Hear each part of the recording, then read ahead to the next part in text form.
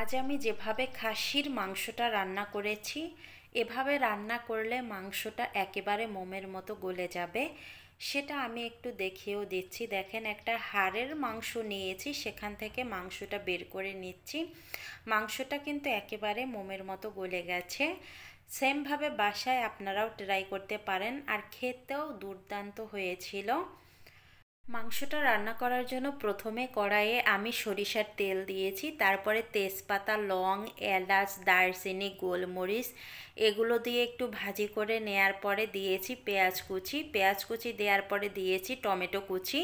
এগুলো সব ভাজি হয়ে গেছে। এখন ম্যারিনেট করা মাংসগুলো দিয়ে দিলাম।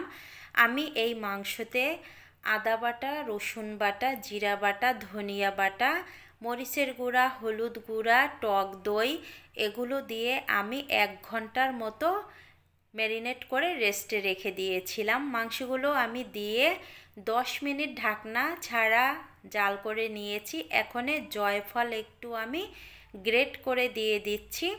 এই জয়ফল দেওয়ার কারণে এই মাংসটা কিন্তু নরম হয়ে যাবে। জয়ফল দেওয়ার পরে আমি একটু নেড়েচেড়ে নিয়েছি। এখন ঢাকনা দিয়ে ঢেকে প্রায় 20 মিনিট কষিয়ে নিব। প্রায় 20 মিনিট আমি কষিয়ে নিয়েছি, ঢাকনা তুলে নিয়েছি। এবার একটু নেড়েচেড়ে নিচ্ছি। এরপরে আমি এখানে বড় সাইজের 2টো আলু কেটে দিয়েছি, আর এই আলু দুটো নতুন আলু। চাইলে আপনারা আলুগুলো স্কিপ করতে পারেন।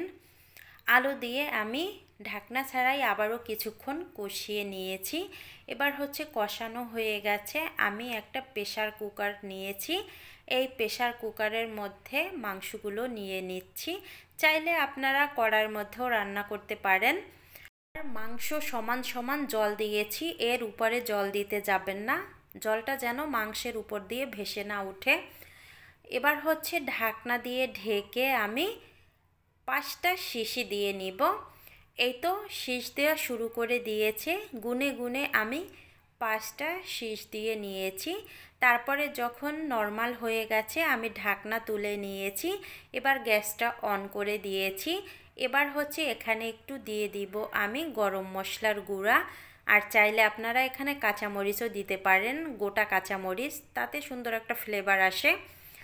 এই তো মিশিয়ে নিচ্ছি আমি।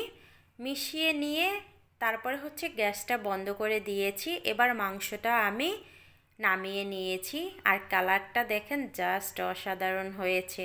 আর কি বলবো, মাংসটা খেয়ে তো আমার বাসার সবাই খুব প্রশংসা করেছে, এতটাই মজা হয়েছে।